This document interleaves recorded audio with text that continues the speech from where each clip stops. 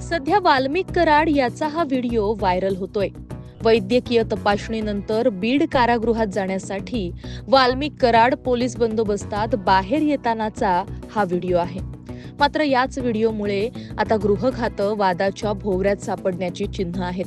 307 खंडणी, 302 हत्या, संघटित गुन्हेगारी मकोकामध्ये गुन्हेगार असलेल्या 1 महिन्यापासून आरोपी म्हणून तुरुंगात असणाऱ्या वाल्मिक कराडच्या हातात पोलीस बेड्या का घालत नाहीत असा प्रश्न उपस्थित केला जातोय।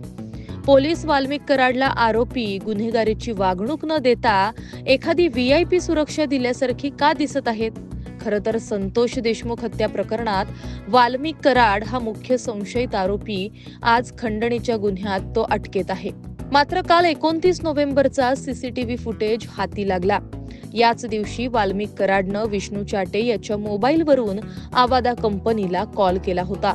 याच दिवशीचा CCTV फुटेज हाती लागल्यामुळे खंडणी प्रकरण आणि संतोष देशमुख हत्या प्रकरण यात थेट संबंध असल्याचं स्पष्ट झालंय।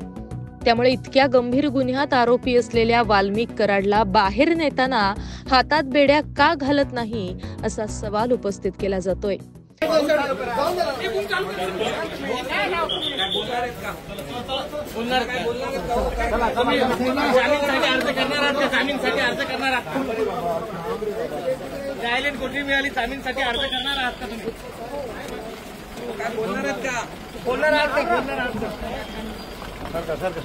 साइडला थोडंसं